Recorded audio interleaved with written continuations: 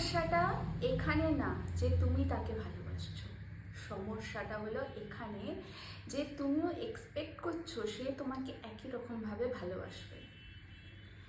সমস্যাটা হলো তুমি তাকে ইমপ্রেস করার জন্য যে পথগুলো বেছে নিচ্ছ সেগুলো ভুল, যেটা তোমাকে তার কাছে তো দূর, তোমার ডেস্টিনেশন থেকে অনেক দূরে নিয়ে চলে যাচ্ছে।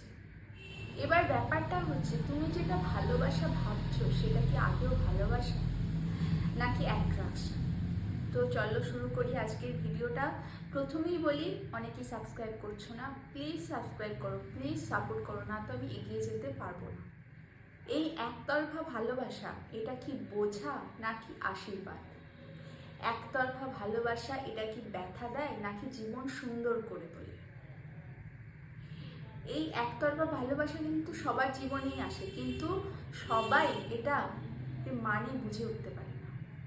এই ভালোবাসা এটা এমন একটা অনুভূতি, এখানে তুমি তাকে ভালোবাসছো কিন্তু তোমার অপোজিট মানুষটা তোমাকে ভালোবাসছে না। এই ভালোবাসা না একরকম নিঃস্বার্থ ভালোবাসা হয়। এই ভালোবাসা তোমাকে দিনে দিনে ব্যথা দেবে, কষ্ট দেবে, একটা বেদনাদায়ক সিচুয়েশনে নিয়ে চলে যাবে। আমাদের মন ভেঙে যায় যখন আমরা জানতে পারি অপোজিট মানুষটার কাছে এই ভালোবাসার কোনো মূল্য নেই।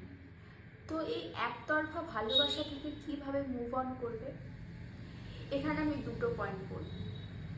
প্রথম হলো কি, সোশ্যাল মিডিয়া থেকে নিজেকে দূরে সরিয়ে রাখো। সোশ্যাল মিডিয়াতে তাকে বারে বারে স্টক করা বন্ধ করো। সে ক্ষণে ক্ষণে কি আপডেট দিল সেগুলো দেখা বন্ধ করো।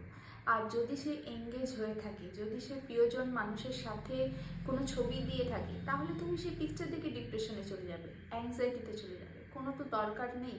তাই নিজেকে দূরে সরিয়ে রাখো। পারলে তোমার ফোন থেকে অ্যাপসগুলো ডিলিট করে দাও। 2 নাম্বার হলো, তুমি যদি তাকে বলো যে তুমি তাকে পছন্দ করো, সে যদি তারপরেও তোমাকে মেনে না নেয়, তাহলে বলবো তুমি আর তার কাছে যেও না, তার কাছ থেকে তোমাকে দূরে সরিয়ে রাখো, দূরত্ব বজায় রাখো। কারণ নিজেকে এত সহজলভ্য করা উচিত না। তোমার চোখেরও জল আছে, তোমার চোখের জলেরও দাম আছে, আর তোমারও দাম আছে। তাই নিজেকে দূরত্বে সরিয়ে রাখাটাই ভালো। আর আরও যদি পয়েন্ট জানতে হয় তাহলে অবশ্যই কমেন্ট করে জানিও। প্লিজ সাবস্ক্রাইব করে দিও, কারণ এখন সাবস্ক্রাইবারে আমার দরকার, যাতে আমি এগোতে পারি। প্লিজ প্লিজ সাবস্ক্রাইব করে দিও। ধন্যবাদ।